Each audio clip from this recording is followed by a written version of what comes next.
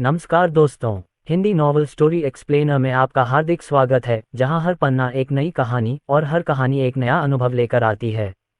यहां आपको system, romance और मैजिक की अनोखी कहानियां मिलेंगी। तैयार हो जाए इस शानदार सफर के लिए। अध्याय 382। अनिंदिता सक्सेना जानती हैं। Beep beep. अयान सक्सेना ने तियान लैंग को बुलाया।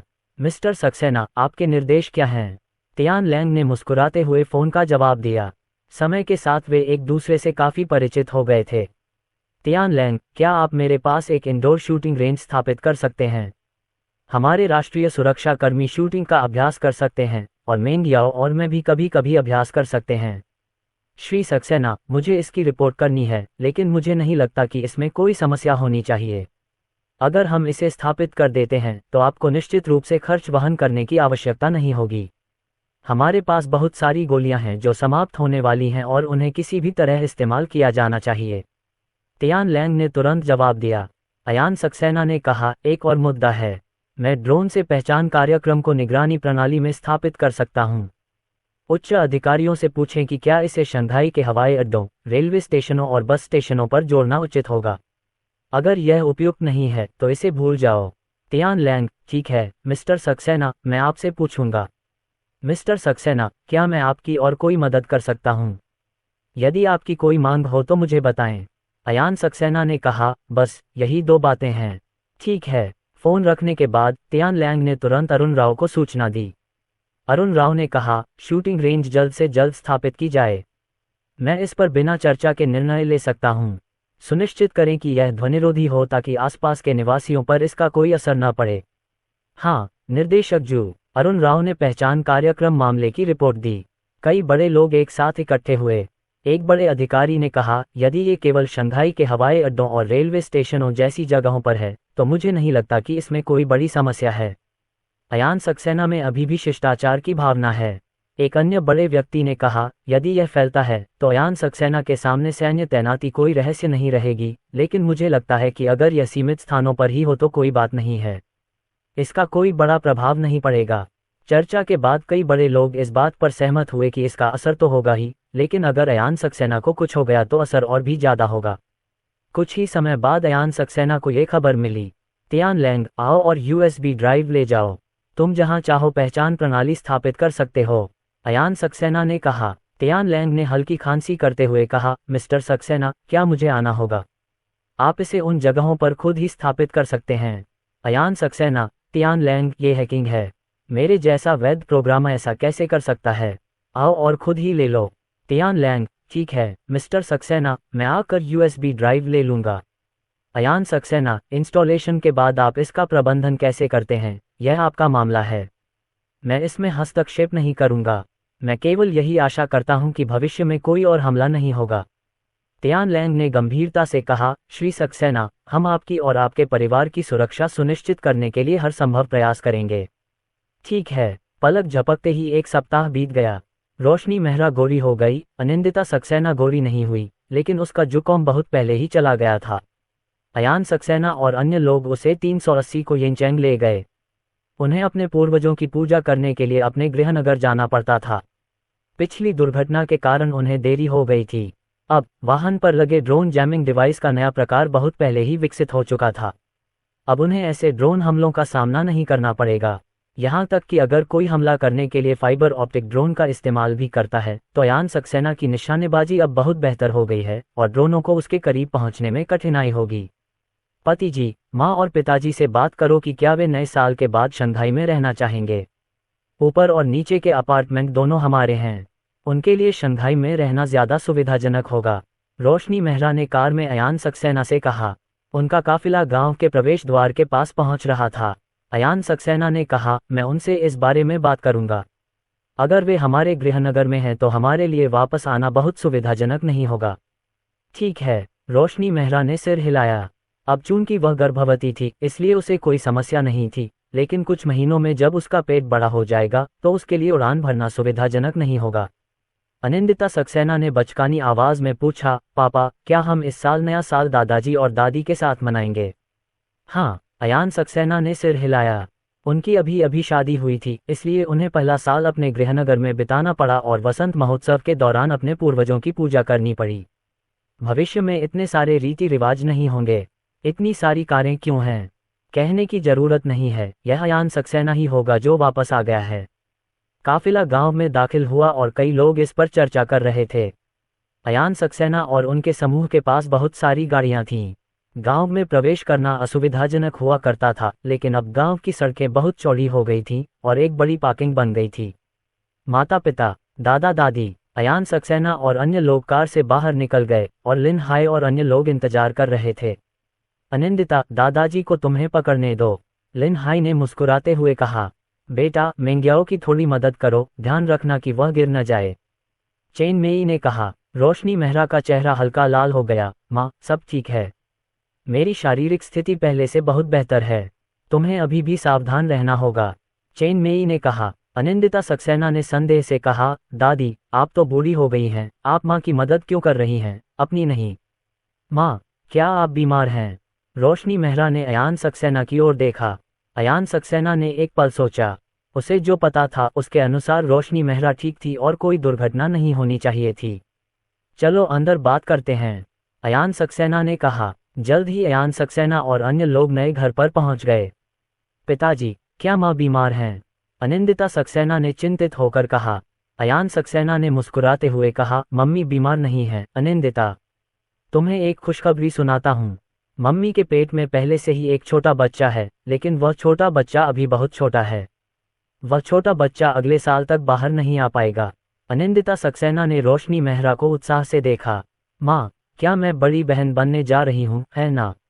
मेरा एक छोटा भाई या बहन होने वाला है, रोशनी मेहरा ने हल्की मुस्कान के साथ कहा। अनिंदिता, डैडी ने अभी कहा कि यह इतनी जल्दी नहीं होगा, इसमें बहुत समय लगेगा। अभी नवंबर का महीना चल रहा है और बच्चा अगले साल अगस्त तक बाहर नहीं आ पाएगा।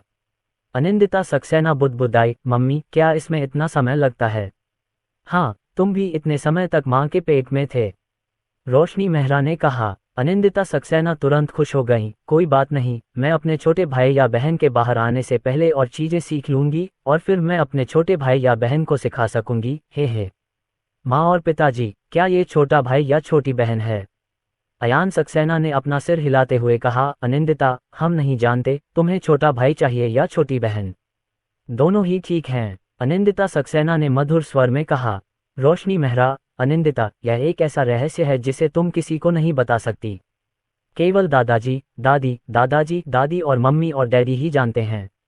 अनिंदिता सक्सेना ने असमंजस में पूछा। मम्मी, यह अच्छी बात है, क्या हम दूसरों के साथ भी यह खुशखबरी साझा नहीं कर सकते? रोशनी मेहरा ने मदद के लिए अयान सक्सेना की ओर देखा। अयान सक्सेना ने अनिंदिता सक्सेना को गले लगाया और उसे चूमा। अनिंदिता, जब बच्चा बहुत छोटा होता है तो दुर्घटना होने की संभावना बाद की तुलना में बहुत अधिक होती है। और क्या तुम्हें पता है, कुछ लोग बुरे होते हैं। अगर उन्हें पता चले कि मम्मी गर्भवती है तो वे मम्मी को चोट पहुंचा सकते हैं। अनिंदिता सक्सेना, पिछली बार की तरह। अयान सक्सेना ने सिर हिलाया। ये कुछ और भी हो सकता है, उदाहरण के लिए कुछ बुरे लोग मम्मी को जहर देने के लिए गुप्त रूप से दवाओं का उपयोग करते हैं। तुम बहुत होशियार हो। दूसरे देशों के बुरे लोग शायद नहीं चाहेंगे कि हमें फिर से तुम्हारे जैसा होशियार बच्चा मिले। अध्याय 383। अयान सक्सेना अपने पूर्वजों की पूजा करने के लिए गांव लौटता है। निंदिता ने अपने छोटे हाथ से अपना मुंह ढक लिया। पिताजी, मैं किसी को नहीं बताऊंगी, मैं मम्मी की रक्षा करना चाहती हूँ। शी बहुत अच्छी है, आपके लिए अंगूठा ऊपर। अयान सक्सेना ने धीरे से अपने अंगूठे से अनिंदिता के माथे पर थपथपाया। पिताजी, क्या मैं बाहर खेलने जा सकता हूँ? अनिंदिता ने पूछा। वह काफी समय तक विमान और कार में बंद रही। अयान सक्सेना मुस्कुराए और बोले, बेशक तुम ऐसा कर सकते हो, लेकिन ज्यादा दूर मत भागना, बस आंगन में खेलना, ठीक है? ठीक है, ठीक है। अनिंदिता भाग गई। चेन मेई ने पूछा, बेटा मेंग्याओ, अब जब तुम वापस आ गए हो तो क्या तुम कुछ और दिन यहाँ रह सकते हो? अयान सक्सेना ने मुस्कुराते हुए कहा, मेंग्याओ अब अपेक्षाकृत मुक्त है, इसलिए इस बार हमारे लिए 1 सप्ताह तक रहना कोई समस्या नहीं है। माँ, आप और पिताजी नए साल के बाद हमारे साथ मोडू क्यों नहीं आएंगे? चेन मेई ने सिर हिलाया। हमारे पास वह योजना थी, भले ही आपने उसे न बताया हो। आपको किसी भी समय किसी व्यापारिक यात्रा पर जाना पड़ सकता है और मेंग्याओ और शीशी को तब उनकी देखभाल के लिए किसी की आवश्यकता होगी। मेंग्याओ की माँ का स्वास्थ्य ठीक नहीं है, इसलिए हमारे लिए वहां जाना बेहतर है। रोशनी मेहरा ने कहा, धन्यवाद माँ। चेन मेई ने मुस्कुराते हुए कहा, हम परिवार हैं, विनम्र होने की कोई ज़रूरत नहीं है। मेंग्याओ, आज तुम्हारा दिन बहुत कठिन रहा है, पहले अच्छी तरह आराम करो और हम कल पैतृक मंदिर जाएंगे। अयान सक्सेना ने लिनहाई की ओर देखा, पिताजी, मैंने जो लकड़ी खरीदी थी उसे आपने कहाँ रखा? अनिंदिता एक वृक्ष गृह चाहती थी। अयान सक्सेना ने ऑनलाइन बहुत सारी लकड़ी खरीदी और लकड़ी उसके गृहनगर में पहुंचा दी गई, क्योंकि वह मोडू में वृक्ष गृह नहीं बना सकता था। जू परिवार के विला के आसपास वास्तव में कुछ पेड़ थे। अगर वह एक विला बनाता भी तो संपत्ति प्रबंधन और शहरी प्रबंधन कुछ नहीं कह पाते, लेकिन अवैध रूप से निर्माण करने वाला पहला व्यक्ति होना अच्छा नहीं होता। ये पीछे है। आपने जो लकड़ी खरीदी है वह बहुत अच्छी है। लिनहाई अयान सक्सेना को विला के पीछे ले गया। अयान सक्सेना द्वारा खरीदी गई ढेर सारी लकड़ियां यहाँ इकट्ठी की गई थीं। लकड़ी की सतह को बहुत चिकना बनाया गया था, इसलिए अयान सक्सेना इसका इस्तेमाल सीधे ट्री हाउस बनाने के लिए कर सकते थे। पिताजी, ये किस लिए हैं? अनिंदिता ने पीछा करके पूछा। अयान सक्सेना ने मुस्कुराते हुए कहा, शी, अंदाजा लगाओ। अनिंदिता ने कुछ देर सोचा और उसकी आंखें चमक उठीं। पिताजी, क्या ये जंगल वृक्ष गृह बनाने के लिए हैं, है न? ये सही है। अयान सक्सेना ने सिर हिलाया। अनिंदिता ने खुशी जताते हुए कहा, पेड़ पर घर बनाना। डैडी, पेड़ पर घर बनाने में कितना समय लगेगा? अयान सक्सेना ने मुस्कुराते हुए कहा, अगर हम साथ मिलकर काम करें तो हम इसे आज दोपहर बना सकते हैं और आप पेड़ पर बने इस घर में खेल सकते हैं। अनिंदिता को घर में बना एल्फ हाउस बहुत पसंद आया। उसे बस एक ही चीज़ पसंद नहीं आई कि एल्फ हाउस घर के अंदर था, जो कि असली ट्री हाउस नहीं था। पिताजी, मैं आपसे प्यार करता हूँ। दादाजी, मैं भी आपसे प्यार करता हूँ। अनिंदिता ने मधुर स्वर में कहा, इसे बनाओ, चलो इसे अभी बनाते हैं। लिनहाई मुस्कुराना बंद नहीं कर सका। विला के बगल में दो बड़े पेड़ थे और उनमें से एक की शाखाएं बड़ी थीं जो वृक्ष गृह बनाने के लिए आवश्यक थीं। अयान सक्सेना और लिनहाई ने जल्दी से लकड़ी को आगे बढ़ाया। उन्होंने सीढ़ी निकाली और उत्साह से काम करना शुरू कर दिया।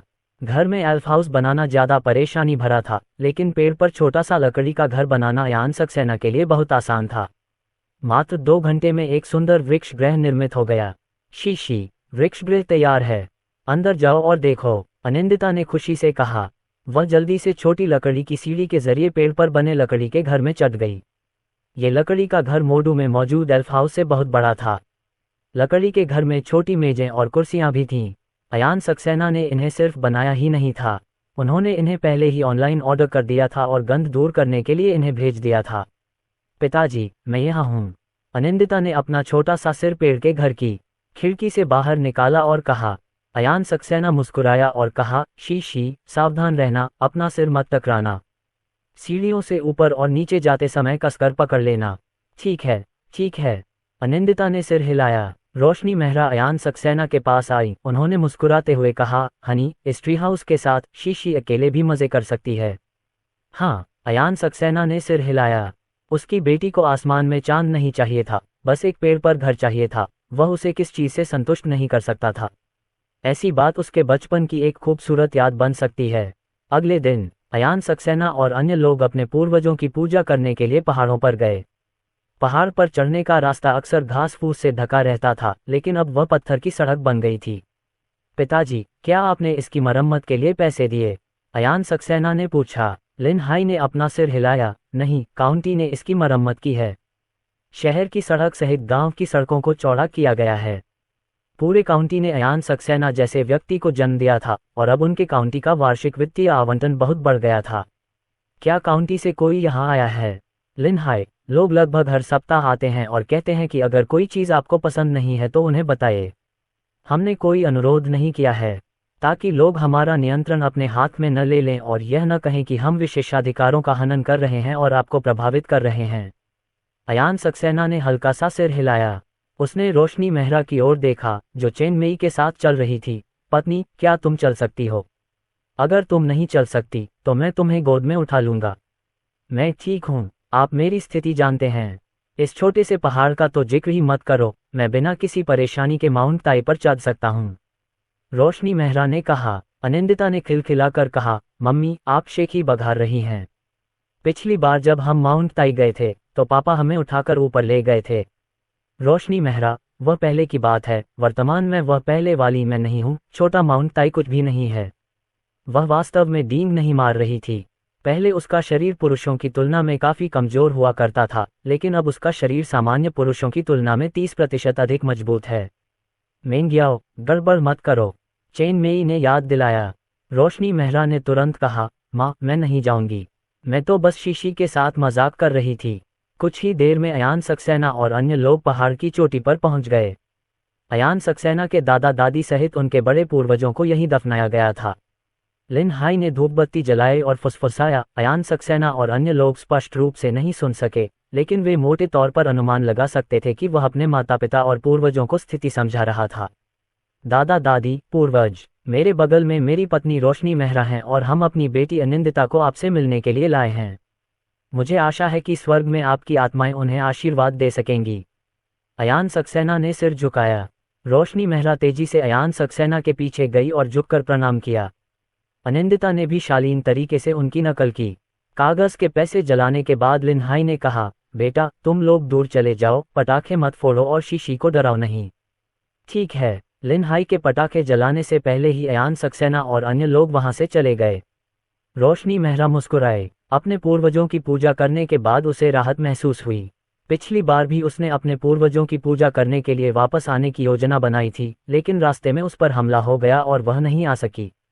रोशनी मेहरा हमेशा से इस बात को लेकर चिंतित रहती थी। चीनी लोगों के लिए पूर्वजों की पूजा एक प्रमुख आयोजन है। उसे ऐसा महसूस हुआ जैसे अपने पूर्वजों की पूजा किए बिना वह पूरी तरह से लिन परिवार में प्रवेश नहीं कर पाई थी। एक सप्ताह पलक झपकते ही बीत गया। अयान सक्सेना और बाकी लोग मोडू लौट आए। लिन हाई और चेन मेई नहीं आए, वे नए साल के बाद ही मोडू जाएंगे।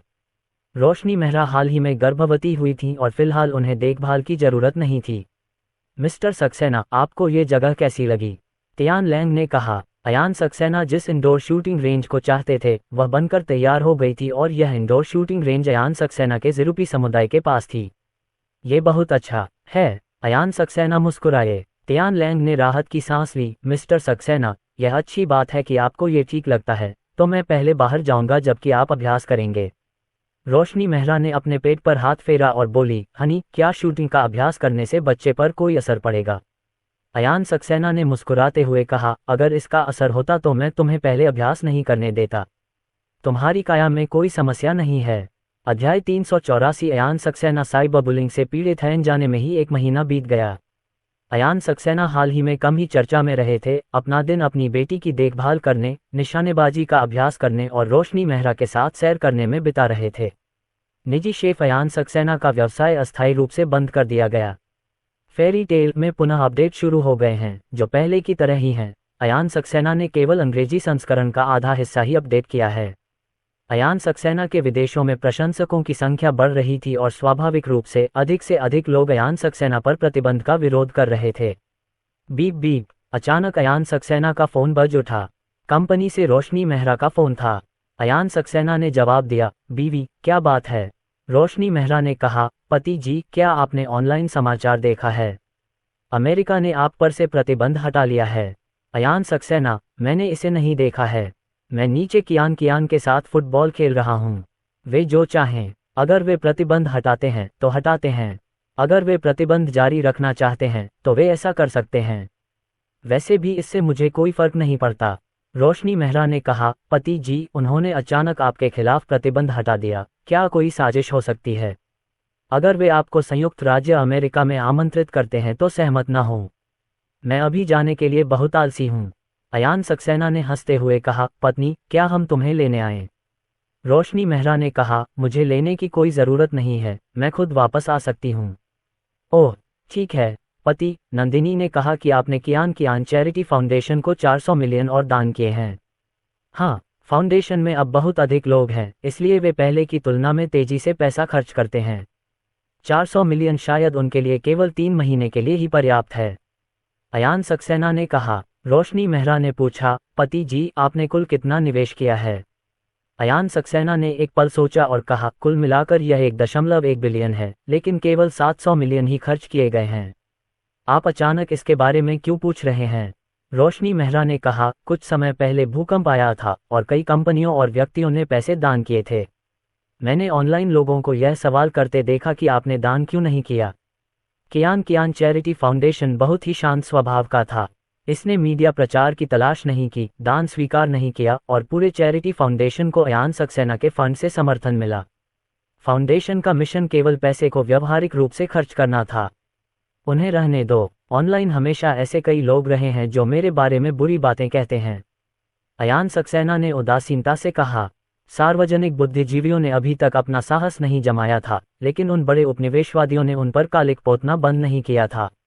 हालांकि अयान सक्सेना के कई प्रशंसक थे और जब नफरत करने वाले सामने आए तो उन्हें अक्सर प्रशंसकों द्वारा तब तक छिड़का जाता था जब तक कि उन्हें अपने जीवन पर संदेह न हो। पति जी, इस बार कुछ अलग लग रहा है। मैंने देखा कि कुछ सार्वजनिक बुद्धिजीवी फिर से गुप्त रूप से ऑनलाइन तालमेल बिठा रहे हैं। काम से जल्दी घर आओ, अयान सक्सेना ने धीरे से कहा। फोन रखने के बाद अयान सक्सेना ने लिन कियान के साथ फुटबॉल खेलना जारी रखा। लिन कियान पहले से काफ़ी बेहतर हो गई थी। आखिरकार वे अक्सर समुद्र के किनारे फुटबॉल खेलते थे ऑनलाइन। क्योंकि संयुक्त राज्य अमेरिका ने अयान सक्सेना पर से प्रतिबंध हटा लिया था, अयान सक्सेना की कम होती लोकप्रियता फिर से बढ़ गई। संयुक्त राज्य अमेरिका ने प्रतिबंध हटा लिया है। क्या ये हो सकता है कि मास्टर लिन का संयुक्त राज्य अमेरिका के साथ कोई समझौता हो? मास्टर लिन आप्रवासन नहीं करना चाहते हैं, है ना? हम इस संभावना से इनकार नहीं कर सकते। अयान सक्सेना ने कोई पैसा दान नहीं किया। क्या उसका पैसा गुप्त माध्यमों से बाहर लाया गया होगा? उच्च लोकप्रियता के साथ ऑनलाइन ले स्थापित करने वाले लोगों की संख्या भी बढ़ गई। साइबर पुलिस विभाग ने बहुत सी टिप्पणियों को तुरंत ब्लॉक कर दिया, लेकिन संयुक्त राज्य अमेरिका का प्रजनन उद्योग बहुत मजबूत था। उन्होंने बहुत सी टिप्पणियों को ब्लॉक कर दिया, लेकिन और भी बड़े उपनिवेशवादी उभरकर सामने आते रहे। कई सार्वजनिक बुद्धिजीवियों ने भी इस अवसर का लाभ उठाया। वे हमेशा दूसरों को निशाना बनाते रहे हैं।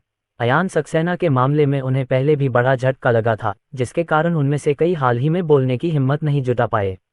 अब वे अयान सक्सेना को बताना चाहते थे कि वे कितने शक्तिशाली हैं। पति जी, इन लोगों को देखो, क्या ये पागल हैं? देश ने आपकी रक्षा के लिए कई लोगों को खुलेआम भेजा है, यह अब कोई रहस्य नहीं है। फिर भी उनकी हिम्मत कैसे हुई ऐसा करने की? रोशनी मेहरा वापस आ गई। वह बहुत क्रोधित थी। अयान सक्सेना ने रोशनी मेहरा को गले लगाया और मुस्कुराते हुए कहा, गुस्सा मत हो, इन लोगों पर गुस्सा क्यों होना चाहिए?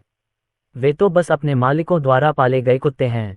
मुझे काला करने में क्या बड़ी बात है? वे तो रुपीलाओं को भी काला करने की हिम्मत रखते हैं। अच्छी लड़की, जाओ हाथ धो और खाना खाओ। रोशनी मेहरा हाथ धोकर बाहर आई। पतिदेव, ये लोग क्या सोच रहे हैं? क्या इन्हें नहीं पता कि देश का आपके प्रति क्या नजरिया है? क्या वे तुम्हें बदनाम करके अच्छा नहीं करेंगे? अयान सक्सेना ने हल्की मुस्कान के साथ कहा, उनमें से कुछ के हाथ शायद विदेशी ताकतों के हाथ में हैं। उदाहरण के लिए, उन्होंने उनका पैसा ले लिया, या उन्होंने अतीत में राष्ट्रीय हितों को बेच दिया, आदि। वे अब केवल आज्ञाकारी कुत्ते ही रह सकते हैं। रोशनी मेहरा ने उदास होकर कहा, वापस आते समय मैंने बहुत सारी ऑनलाइन टिप्पणियां देखी, इससे मुझे बहुत गुस्सा आया। पति जी, आप नाराज तो नहीं हो? लिन कियान ने कहा, मम्मी, गुस्सा मत हो। अगर आप गुस्से से बीमार हो गईं, तो डैडी और मैं बहुत व्यथित हो जाएंगे। ठीक है, मैं कियान की बात सुनूंगा। रोशनी मेहरा ने लिन कियान को चूमा। सदाचार पद के योग्य नहीं, क्या उसे स्वामी कहा जा सकता है? हाल के महीनों में देश ने कई प्राकृतिक आपदाओं का सामना किया है, फिर भी एक मालिक इतना कंजूस क्यों है कि वह एक पैसा भी दान नहीं करता? हर बार एक निश्चित गुरु की मूर्ति दान सूची में नहीं होती। क्या आपदा क्षेत्र के लोग सहानुभूति के पात्र नहीं हैं? समय बीतता गया और अधिकाधिक सार्वजनिक बुद्धिजीवी सामने आते गए।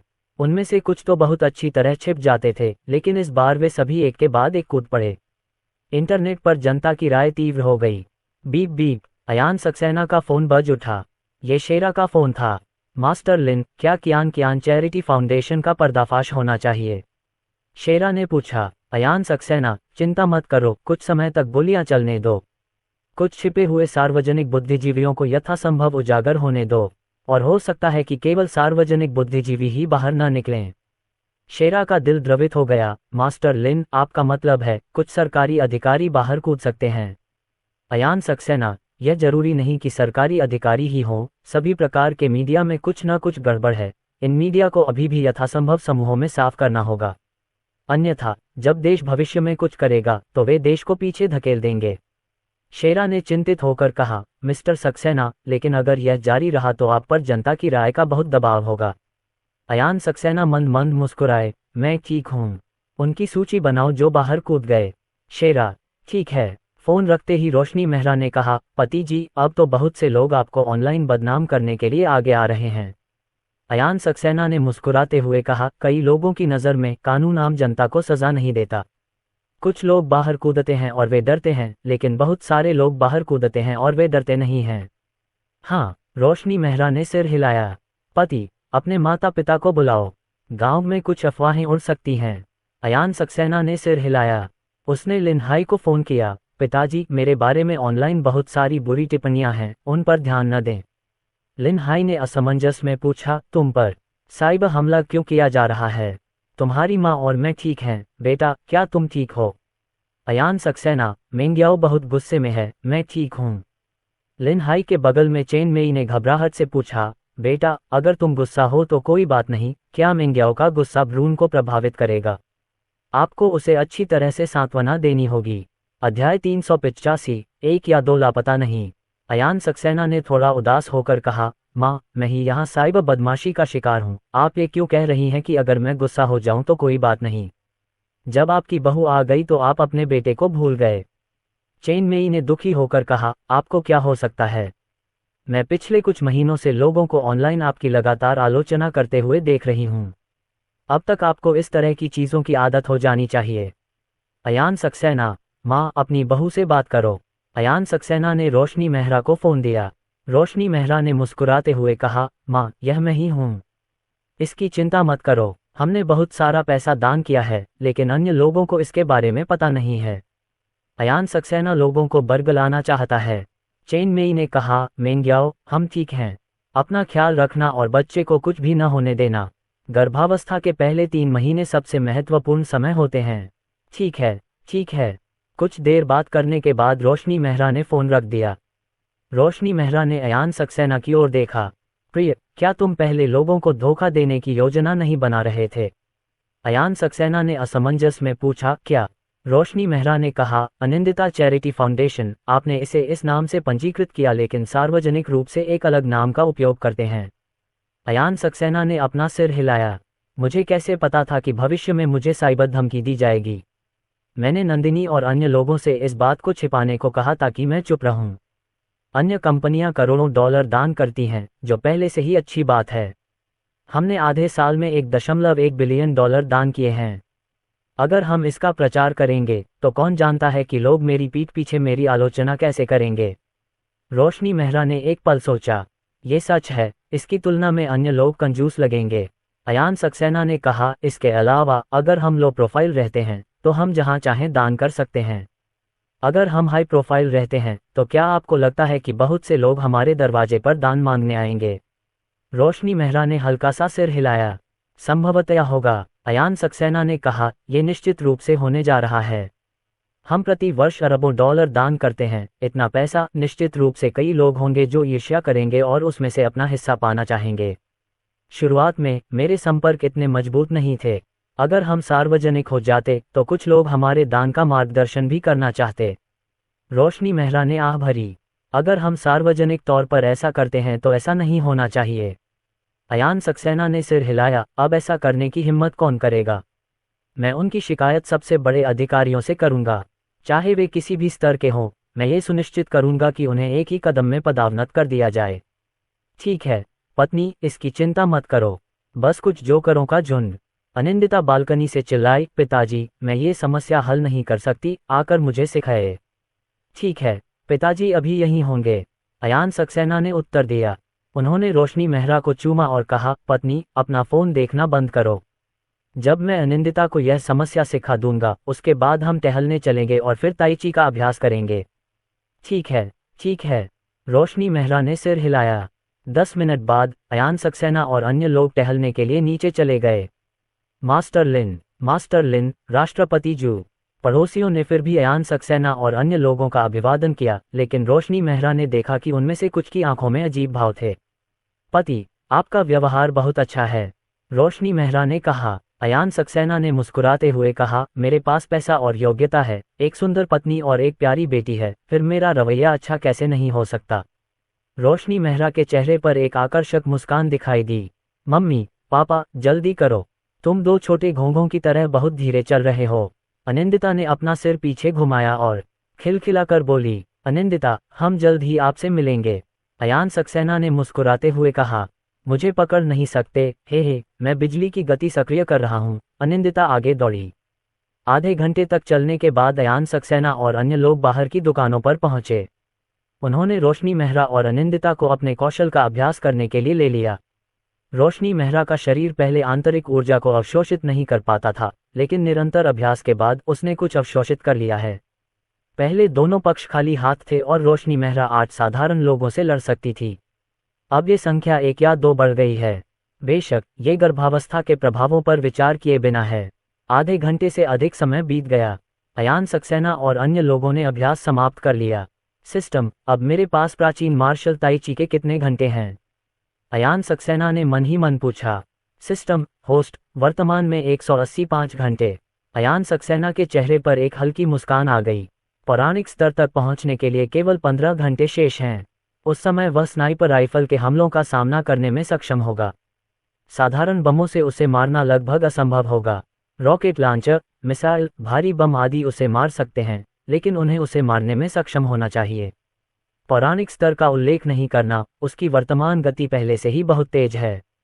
पति, मैं आपको पियानो बजाते हुए सुनना चाहती हूँ, रोशनी मेहरा ने कहा। ठीक है, अयान सक्सेना मुस्कुराए। वे बगल के संगीत कक्ष में गए। अयान सक्सेना पियानो के पास बैठ गए और तुरंत ही मधुर संगीत बजने लगा। अयान सक्सेना की पियानो कला अभी तक महान स्तर तक नहीं पहुंची है, लेकिन वे पहले से ही ग्रैंड मास्टर स्तर पर हैं, अब शीर्ष ग्रैंड मास्टर स्तर पर हैं। विश्व को देखते हुए ये स्तर निश्चित रूप से सर्वश्रेष्ठ में से एक है। पति, आप बहुत अच्छा खेलते हैं, मुझे कोशिश करने दो, एक गाने के बाद रोशनी मेहरा ने कहा। अयान सक्सेना उठ खड़ा हुआ और रोशनी मेहरा ने कोशिश शुरू कर दी। पहले की तुलना में उसके पियानो कौशल में बहुत सुधार हुआ है। उसका पियानो टैलेंट अच्छा है और अयान सक्सेना अच्छा सिखाता है। हे, मुझे भी कोशिश करने दो, रोशनी मेहरा के प्रयास समाप्त करने के बाद अनिंदिता ने कहा। अयान सक्सेना की प्रतिभा में सुधार से उसकी प्रतिभा में भी सुधार हुआ है। अब वह कुछ सरल धुनें भी बजा सकती है। ताली ताली ताली। अनिंदिता का खेल समाप्त होने के बाद अयान सक्सेना और अन्य लोगों ने तालियां बजाईं। अनिंदिता, तुमने बहुत अच्छा खेला, रोशनी मेहरा ने प्रशंसा की। अनिंदिता ने अपनी छोटी सी जीभ बाहर निकाली। नहीं, डैडी सबसे अच्छा खेलते हैं, मम्मी आप दूसरे नंबर पर हैं, मैं सबसे खराब खेलता हूँ। अयान सक्सेना ने उसके छोटे से सिर को छूते हुए कहा। अनिंदिता, तुम इतनी छोटी हो, तुम पहले से ही बहुत अच्छी हो। जब डैडी तुम्हारी उम्र के थे तो मैं केवल मिट्टी से खेलना जानता था। Beep beep. तभी अयान सक्सेना का फोन बज उठा। यह अरुण राव का फोन था। रोशनी मेहरा अनिंदिता को अगले कमरे में ले गई। अयान सक्सेना ने फोन उठाया और कहा, निर्देशक जू, क्या खुशखबरी है? फोन पर दूसरी तरफ अरुण राव ने कहा, श्री सक्सेना, अफ्रीका में हमारे लोगों ने ये सैन्य अभ्यास पूरा कर लिया है। उन 6000 ड्रोनों के बारे में आपके क्या विचार हैं? इतनी तेजी? अयान सक्सेना ने आश्चर्य से कहा। अरुण राव, सामान्य सैन्य अभ्यास केवल आधे महीने तक चलता है, हमारा ये सैन्य अभ्यास पहले ही 21 दिनों तक चल चुका है। अयान सक्सेना ने मुस्कुराते हुए कहा, डायरेक्टर जू, क्या कुछ सैनिक खो नहीं गए? क्यों न हम अपने लोगों को सावधानी से तलाशी लेने दें? अरुण राव, लापता नहीं है, अयान सक्सेना ने पूछा। अब उस विद्रोही सेना की क्या स्थिति है? हाल ही में उन्होंने इस ओर ज्यादा ध्यान नहीं दिया है। अरुण राव, हाल ही में उन्हें कुछ मुश्किलों का सामना करना पड़ रहा है। नुकसान उतना नहीं हुआ है जितना शुरू में हुआ था, लेकिन पिछले महीने सरकारी हमलों में लगभग 2000 लोग मारे गए हैं। पिछली मौतों को जोड़ दे तो ये संख्या 5000 हो जाती है। इसके अलावा कई अन्य लोग भी घायल हुए हैं, उन्हें बुरी तरह पीटा गया है। अयान सक्सेना ने कहा, कुल मिलाकर 10 से 20 हजार मौतें हुई हैं, केवल 5000 मौतें कोई बहुत बड़ा प्रतिशत नहीं है। अरुण राव, श्री सक्सेना, आप गलत हैं, इस तरह की मृत्यु दर बहुत अधिक है।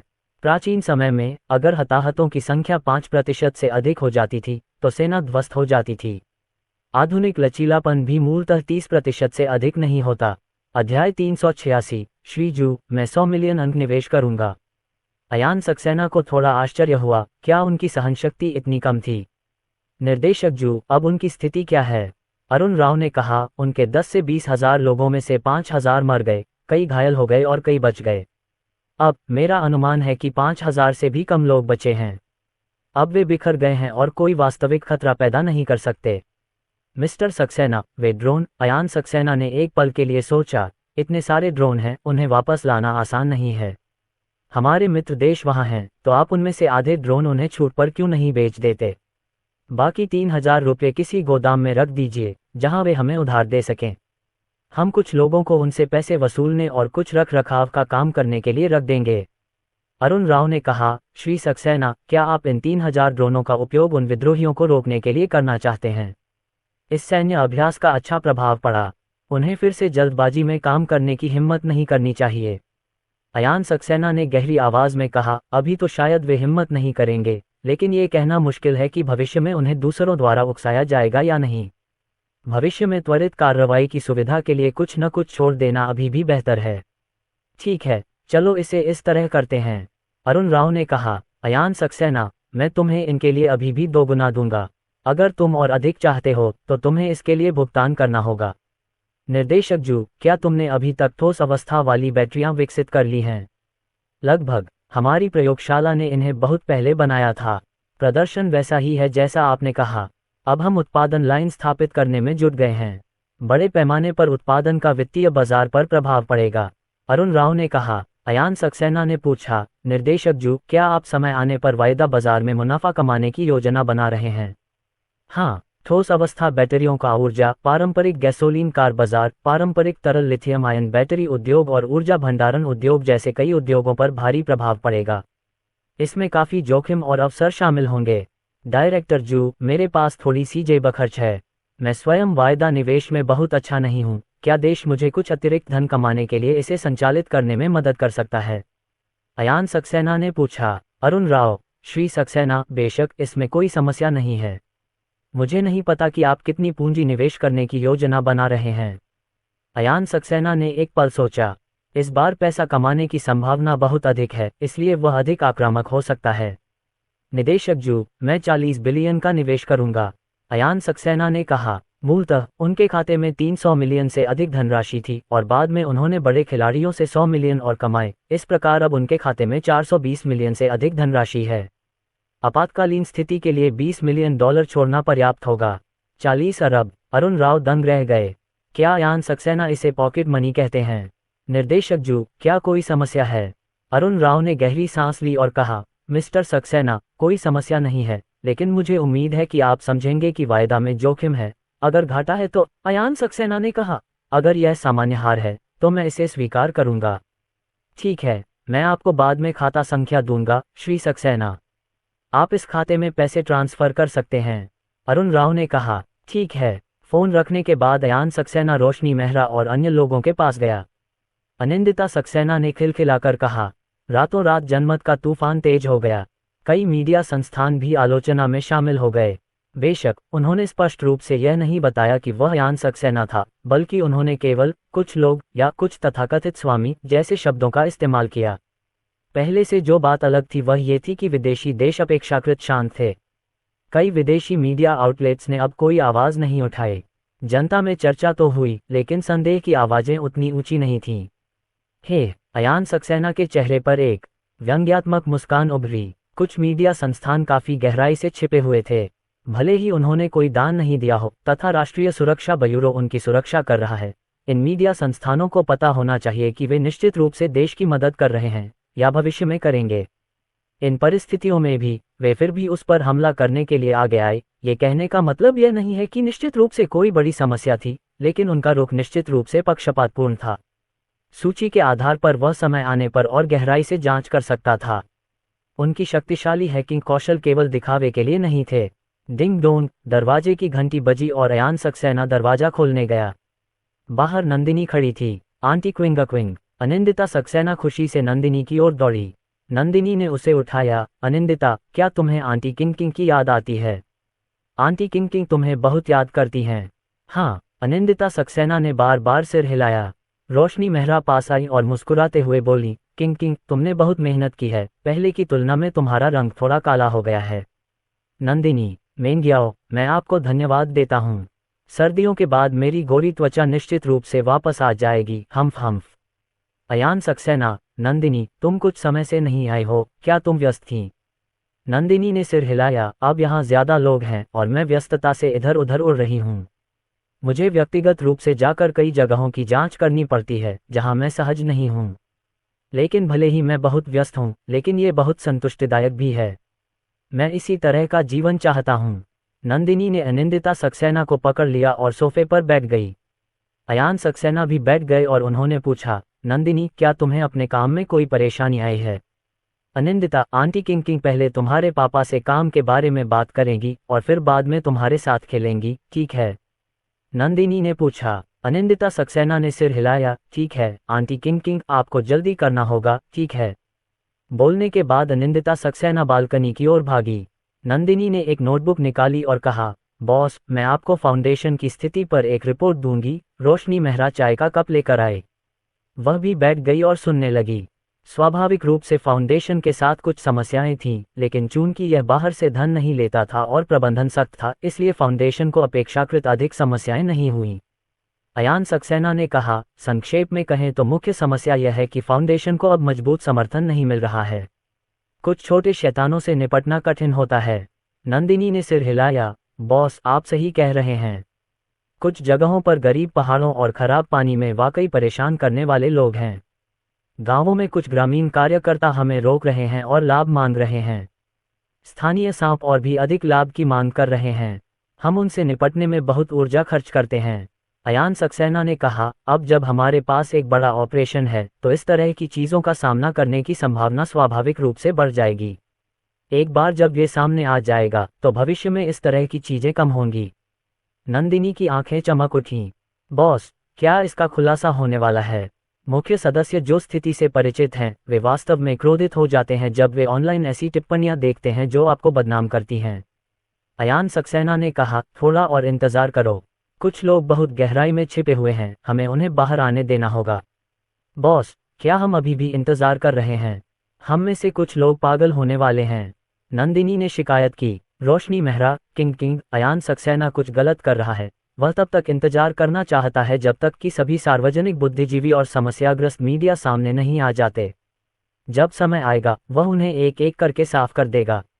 नंदिनी ने सिर हिलाया। ये वही है जो मैंने अनुमान लगाया था। अन्यथा उनकी बकवास को सहन करने का कोई कारण नहीं है। अयान सक्सेना ने कहा, आज दोपहर या कल तक प्रतीक्षा करें। जो लोग बाहर कूदना चाहते हैं, उन्हें इतने लंबे समय के बाद बाहर कूद जाना चाहिए। बाकी लोग शायद इस बार बाहर नहीं कूदेंगे। ठीक है, तुम लोग बात करो, मैं खाना बनाऊंगी। नंदिनी की आंखें चमक उठी। बहुत दिन हो गए खाया। अयान सक्सेना, क्या तुम्हारे बनाए व्यंजनों का स्वाद और भी अच्छा हो गया है? कुछ ज्यादा बेहतर नहीं है, अयान सक्सेना ने कहा। उसकी पाककला पहले ही पौराणिक स्तर के शिखर पर पहुंच चुकी थी। अब अगर वह दोबारा खाना भी पकाए तो भी उसे और अधिक खाना पकाने का अनुभव नहीं मिल सकता था। वह नहीं जानता था कि भविष्य में वह सुधार कर सकेगा या नहीं। उसने सिस्टम से पूछा था, लेकिन सिस्टम ने कुछ नहीं कहा। अध्याय 387, जीतने का अंतिम प्रयास। अयान सक्सेना ने जल्दी से खाना पकाना खत्म कर दिया।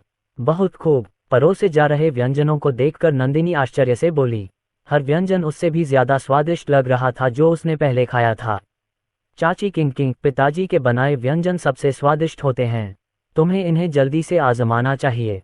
अनिंदिता खिलखिलाकर हंस पड़ी। नंदिनी ने सिर हिलाया, तो फिर मैं औपचारिकता नहीं निभाऊंगी। मैं कुछ समय से मुफ्त में खाना खाना चाहती थी, लेकिन हाल ही में मुझे समय नहीं मिला। उसने व्यंजनों के प्रत्येक निवाले का ध्यानपूर्वक स्वाद लिया। वह आश्चर्य से बोली, अयान सक्सेना, तुम कमाल हो।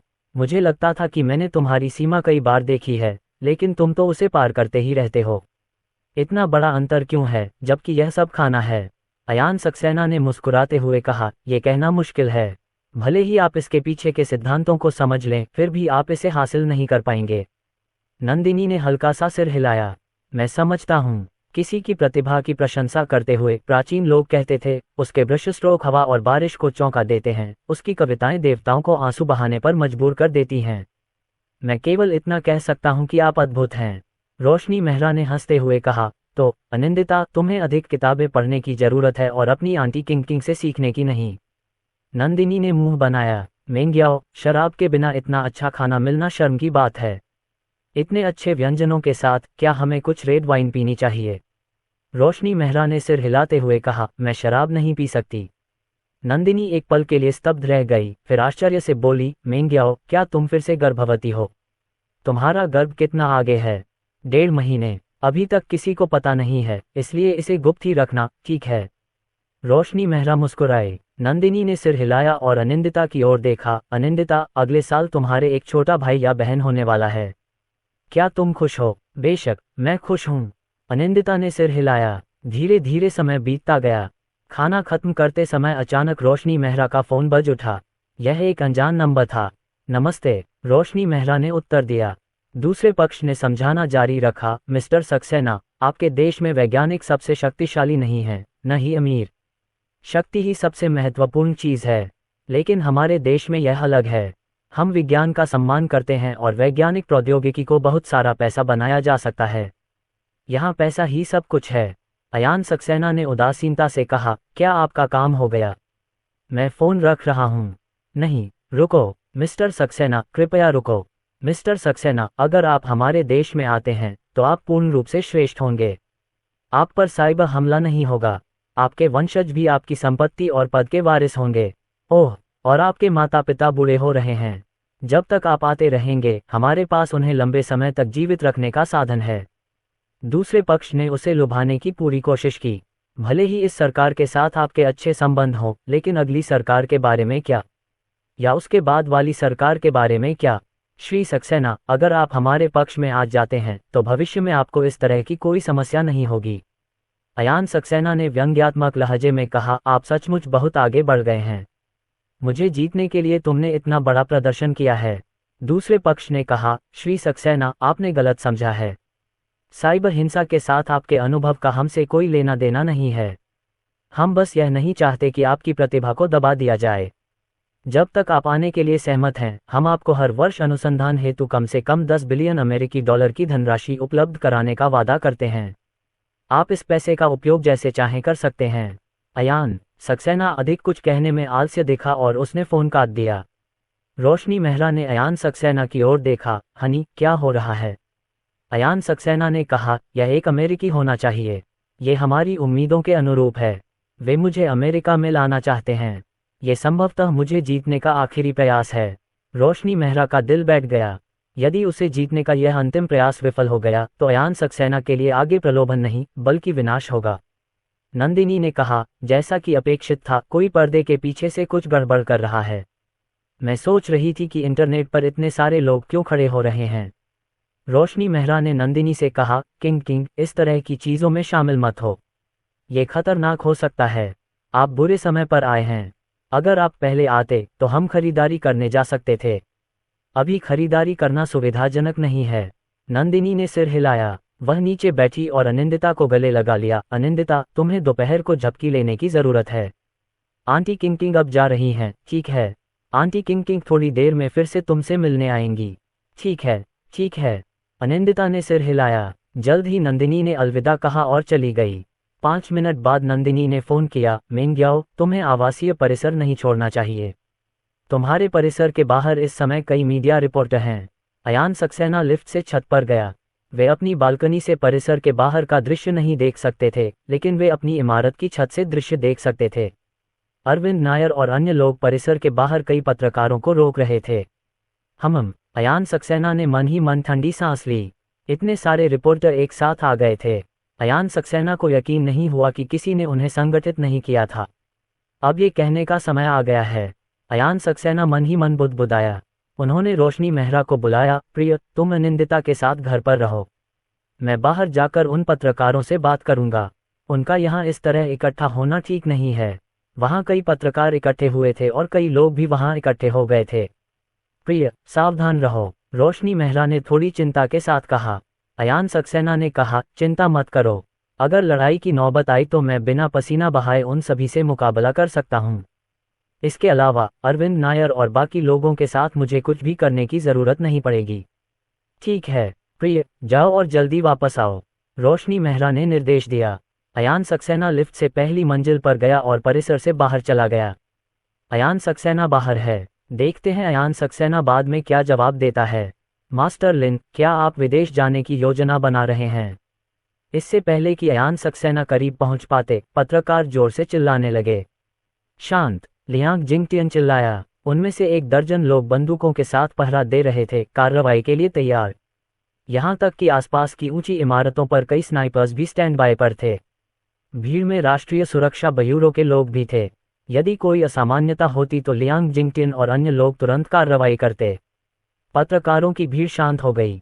वे और आसपास के कई लोग अयान सक्सेना को देख रहे थे। उनमें से कुछ लोग अपने मोबाइल फोन से गुप्त रूप से लाइव स्ट्रीमिंग कर रहे थे।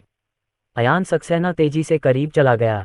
उन्होंने पत्रकारों की भीड़ पर नजर डाली और उदासीनता से कहा, आप सभी, चाहे आप लोग यहाँ ट्रैफिक बढ़ाने के लिए आए हों या किसी अन्य गुप्त उद्देश्य से, आपको यहाँ नहीं होना चाहिए।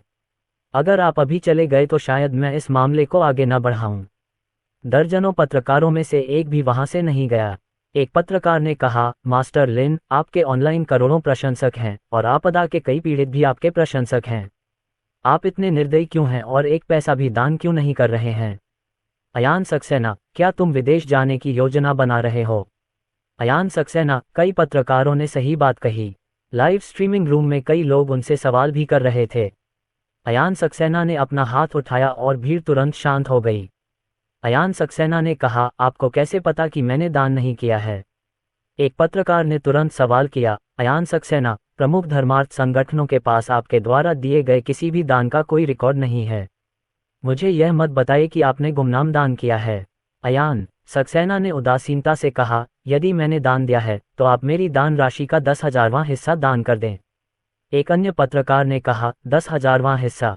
मुझे इससे कोई समस्या नहीं है, लेकिन एक बात, ये खुलासा होने के बाद किया गया दान नहीं हो सकता।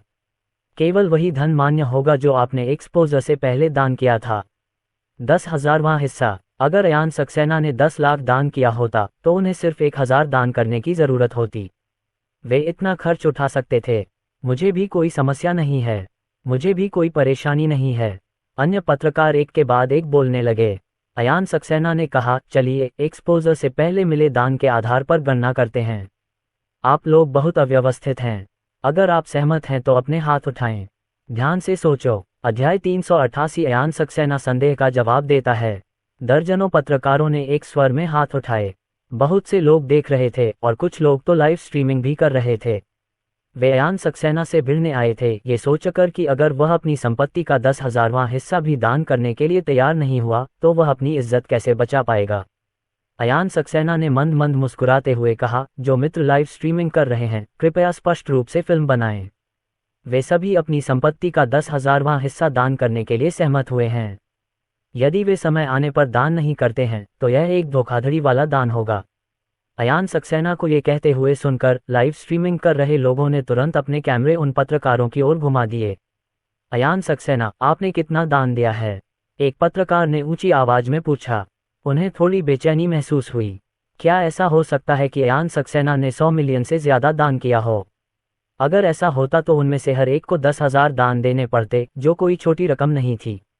अयान सक्सेना ने कहा, जब मैंने परियों की कहानियां लिखकर पैसा कमाया तो मैंने जल्द ही कियान कियान चैरिटेबल फाउंडेशन नामक एक धर्मार्थ संस्था की स्थापना की। कियान कियान चैरिटेबल फाउंडेशन? मैं चीन में चैरिटेबल फाउंडेशनों से बहुत परिचित हूं और मैंने इसके बारे में कभी नहीं सुना है। एक पत्रकार ने सवाल किया। अयान सक्सेना, सहायता प्रदान करते समय हमने अन्य नामों का उपयोग किया। उदाहरण के लिए dream fund, dragon hot fund, यान हुआंग फंड, होप फंड इत्यादि। लाइव स्ट्रीमिंग रूम में कुछ टिप्पणियां सामने आईं। मुझे ड्रैगन हॉट फंड से सहायता मिली। मैं इसे ऑनलाइन बिल्कुल नहीं ढूंढ पाया, इसलिए इसे छिपा दिया गया। मुझे ड्रीम फंड से सहायता मिली। मुझे यान हुआंग फंड से सहायता मिली। लाइव स्ट्रीमिंग रूम में कई आवाजें उभरीं। कियान कियान चैरिटेबल फाउंडेशन ने पहले ही 700 मिलियन खर्च कर दिए थे और देश भर में बहुत बड़ी संख्या में लोगों को सहायता प्राप्त हुई थी। अयान सक्सेना ने आगे कहा, कियान कियान चैरिटेबल फाउंडेशन बाहरी दान स्वीकार नहीं करता है। मेरे द्वारा दिए गए दान के अलावा इसके धन का स्रोत मेरी बेटी कियान कियान के नए साल का पैसा है। भीड़ में उत्साहपूर्वक चर्चा हुई। लाइव स्ट्रीमिंग रूम में और भी अधिक टिप्पणियां आईं। अयान सक्सेना, वह विशिष्ट राशि क्या है? किसी ने ऊंची आवाज में पूछा। अयान सक्सेना ने कहा, साइबरबुलिंग से पहले मैंने $1.1 बिलियन दान किए थे। कियान कियान के नए साल की कुल राशि 263,500 रुपये थी। इसमें से 700 मिलियन से अधिक धनराशि खर्च की जा चुकी है तथा चालू खाते का शेष लगभग 400 मिलियन है। प्रत्येक लेन देन का विस्तृत रिकॉर्ड है। कियान कियान चैरिटेबल फाउंडेशन के कर्मचारियों के वेतन का भुगतान एक अलग कोष से किया जाता है और इसे धर्मार्थ दान में शामिल नहीं किया जाता है। दर्जनों पत्रकार अचंभित रह गए। 1.1 अरब, इसका मतलब ये हुआ कि उनमें से प्रत्येक को 110,000 दान करना होगा। वे सभी पैसे खर्च करने में सक्षम थे, लेकिन 110,000 उनके लिए कोई छोटी रकम नहीं थी। इसे निकालने से उन्हें कई सालों तक तकलीफ होगी। 1.1 बिलियन। मास्टर लिन को सफल हुए सिर्फ आधे साल से थोड़ा ज्यादा समय हुआ है ना? क्या उन्होंने इतने कम समय में परियों की कहानियां लिखकर जो भी पैसे कमाए उन्हें दान कर दिया? आंसू। कियान ने 200,000 से अधिक का दान दिया। वह केवल 3 वर्ष की है और मैं 30 वर्ष का हूं और मेरे पास इतनी बचत नहीं है। मास्टर लिन ने वास्तव में चुपचाप इतना दान कर दिया। लाइव स्ट्रीमिंग रूम में अनगिनत टिप्पणियां आईं। अयान सक्सेना के कई प्रशंसक इन लाइव स्ट्रीमिंग रूम में शामिल हुए। पहले वे देखने से थोड़ा डरते थे। वे अपने आदर्श को किसी परेशानी में नहीं देखना चाहते थे। अब ऑनलाइन खबरों ने अयान सक्सेना का पर्दाफाश कर दिया है। एक पत्रकार ने अनिच्छा से कहा, अयान सक्सेना, आपने कहा कि आपने 1.1 बिलियन दान दिया, तो आपने 1.1 बिलियन दान किया। अयान सक्सेना ने दूसरे पक्ष की ओर देखा और शांति से कहा, सभी दान का रिकॉर्ड होता है और किसी के भी निरीक्षण में इसका सामना किया जा सकता है। अगर यह पाया जाता है कि मैंने कम दान दिया है, तो मैं अंतर का 10 गुना दान करूंगा। आप सभी ने 10,000वां हिस्सा दान करने पर सहमति जताई है। मैंने 1.1 बिलियन दान किया है, इसलिए आपको केवल 110,000 दान करने की आवश्यकता है। यदि आपको लगता है कि यह धनराशि बहुत कम है, तो आप 200,000 या 300,000 दान करने पर विचार कर सकते हैं, और मैं बिना किसी समस्या के इसे 2 बिलियन या 3 बिलियन तक बढ़ा सकता हूं। यदि उनमें इतनी दयालुता होती तो वे आज यहां नहीं आते। अयान सक्सेना की नज़र उन पर पड़ी। कोई बढ़ोतरी नहीं। अगर कोई बढ़ोतरी नहीं भी हुई तो भी वादा किया गया 110,000 का दान कम नहीं हो सकता। मुझे आशा है कि समाज के सभी वर्ग उन पर अधिक निगरानी रखेंगे। दर्जनों पत्रकार इतने उदास थे कि उन्हें खून की उल्टी आने लगी। इस बात की बहुत अधिक संभावना थी कि यह धनराशि वापस नहीं की जा सकेगी।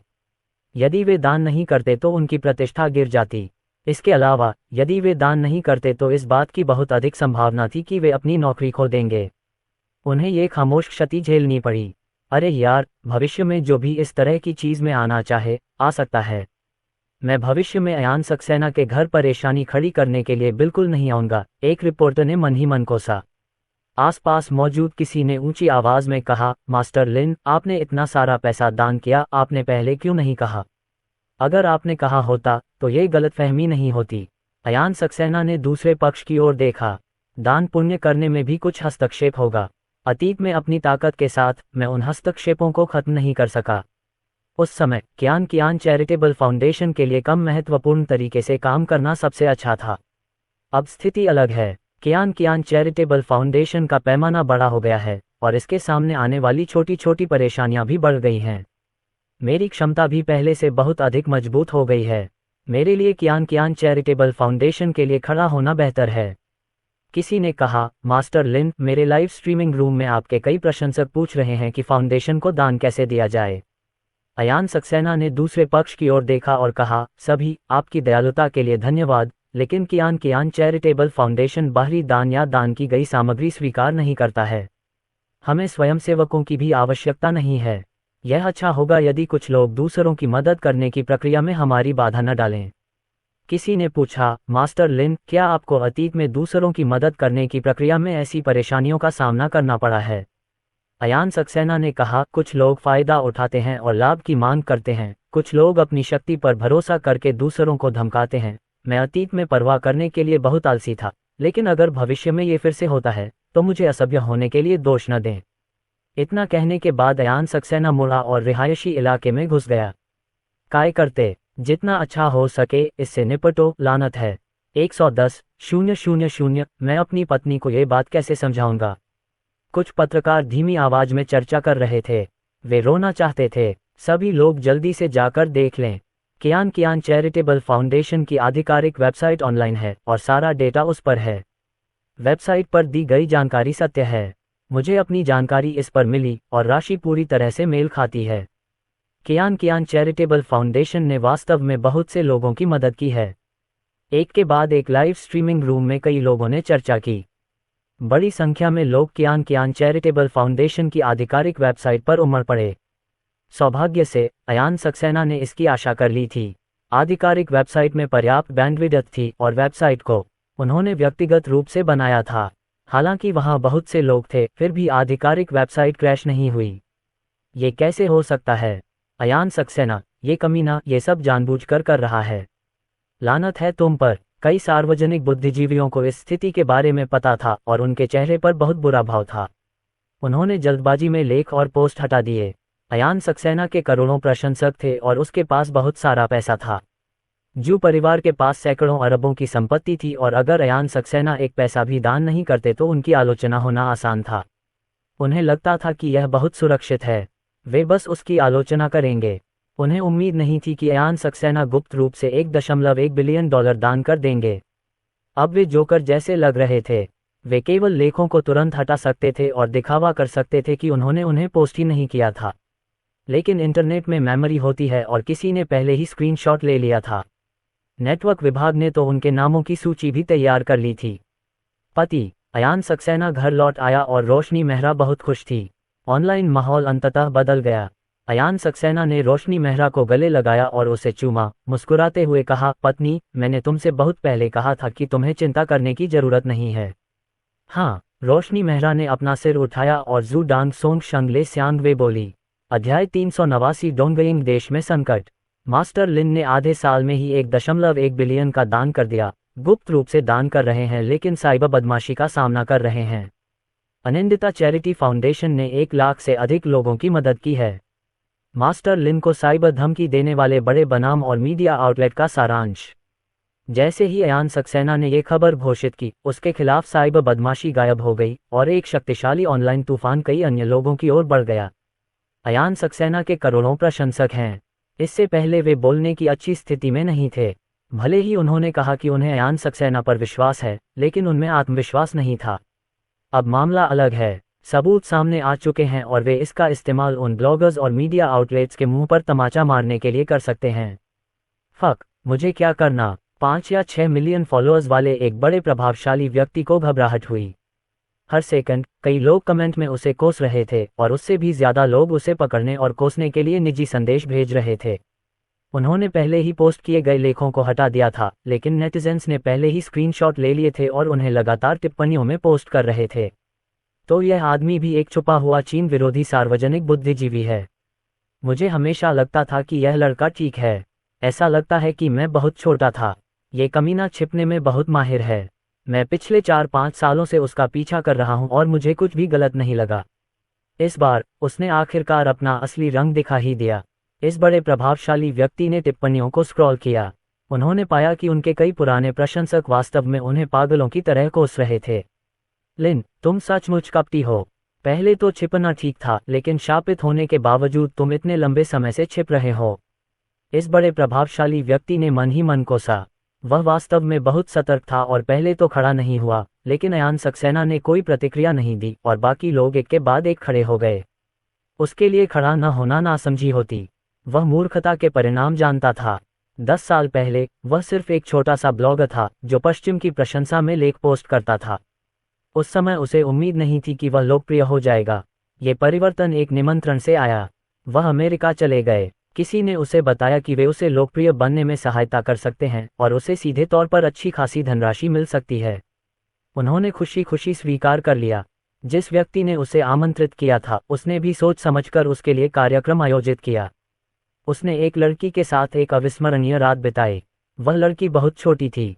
बाद में उन्होंने ऐसे लोगों को भी देखा जो मूर्ख थे। बिना किसी अपवाद के मूर्ख होने का परिणाम बदनामी और बर्बादी था और गंभीर मामलों में वे सीधे सार्वजनिक भोजन खाने चले जाते थे। मैं घबरा नहीं सकता। मैं निश्चित रूप से घबरा नहीं सकता। मुझे एक स्पष्टीकरण जारी करना होगा कि मेरे लेख का मास्टर अयान सक्सेना नहीं है। इस सार्वजनिक बुद्धिजीवी ने स्वयं को शांत होने के लिए मजबूर किया। जल्द ही उन्होंने एक स्पष्टीकरण जारी किया जिसमें कहा गया कि उनके लेख में मास्टर अयान सक्सेना नहीं थे और उन्होंने इस गलतफहमी के लिए ईमानदारी से खेद व्यक्त किया। वाह, आपने मास्टर लिन को साइबर धमकाया और आप बस इन कुछ हल्के शब्दों के साथ इसे जाने देंगे। जब आपने उसे साइबर बुली किया था तब आपने जो लेख पोस्ट किया था वह बहुत लंबा था और अब आप ये वाक्य लिख रहे हैं। आप किसे बेवकूफ़ बनाने की कोशिश कर रहे हैं। तुम जिम्मेदारी से बचना चाहते हो। तुम सपना देख रहे हो। स्पष्टीकरण की घोषणा जारी होने के बाद कई लोग उनके पीछे पड़ गए और उन्हें फिर से कोसने लगे। उसने पहले भी दूसरों के साथ गलत किया था, लेकिन उसके प्रशंसकों की संख्या अन्य लोगों के प्रशंसकों से अधिक थी, इसलिए उसे कुछ भी महसूस नहीं हुआ। अब उसे पता चल गया था कि साइबर धमकी क्या होती है। कई अन्य सार्वजनिक बुद्धिजीवियों और मीडिया आउटलेट्स का भी यही हश्र हुआ।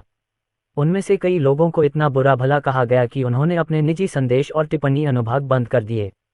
डिंग, अरुण राव ने अयान सक्सेना को एक दस्तावेज भेजा। अयान सक्सेना ने दस्तावेज खोला। अंदर कई मीडिया आउटलेट्स और सार्वजनिक बुद्धिजीवियों के नामों की एक सूची थी। यहाँ काफी संख्या में उपलब्ध हैं। अयान सक्सेना मन ही मन बुदबुदाया। Beep beep. अरुण राव ने तुरंत फोन किया। अयान सक्सेना ने फोन उठाया। अरुण राव ने कहा, मी सक्सेना, मैंने आपको अभी एक सूची भेजी है। क्या आपको वह मिली? हम उस पर मौजूद लोगों की जांच करेंगे, लेकिन कुछ चीजें ऐसी हैं जिन्हें हम शायद नहीं ढूंढ पाएं। अगर हम कई साल पहले भी जांच करें तो भी हमें कुछ नहीं मिलेगा। उनमें से कुछ में सतह पर कोई समस्या नहीं है। अयान सक्सेना, निर्देशक जू, मुझे पता है। कई पश्चिमी संगठन सार्वजनिक बुद्धिजीवियों को आसानी से नियंत्रित कर सकते हैं तथा आसानी से उनका नियंत्रण अपने हाथों में रख सकते हैं। चीन नैतिकता पर अधिक ध्यान देता है और इस संबंध में उसकी स्थिति बहुत खराब है। अयान सक्सेना ने फोन रख दिया और उसकी आंखों में चमक आ गई। सूची में बहुत सारे सार्वजनिक बुद्धिजीवी और मीडिया आउटलेट थे। अगर वह उन सभी को ढूंढ भी लेता तो कितना समय लगता। सांप पर उसके 7 इंच पर प्रहार करो। अयान सक्सेना मन ही मन बुदबुदाया। उनके लिए उन्हें एक एक करके ढूंढना कठिन था, लेकिन अगर वह कुछ ताकतों को उन्हें उजागर करने दे तो ये बहुत आसान हो जाएगा। अयान सक्सेना अध्ययन कक्ष में गया और कंप्यूटर चालू किया। आधे घंटे बाद अयान सक्सेना ने एक वायरस बनाया। ये वायरस पूर्वी सकुरा देश की बैंकिंग प्रणाली को निशाना बनाकर फैलाया गया था। ये पूर्वी सकुरा देश की बैंकिंग प्रणाली को नष्ट नहीं करेगा, लेकिन ये पूर्वी सकुरा देश में जमाकर्ताओं को खुद से नकदी निकालने से रोकेगा। काउंटर पर अभी भी निकासी की जा सकती है और कार्ड से भुगतान भी ठीक है। जाना। अयान सक्सेना ने तेजी से वायरस फैलाया। वायरस शीघ्रता से पूरे बैंकिंग सिस्टम में फैल गया। हाँ, क्या हो रहा है?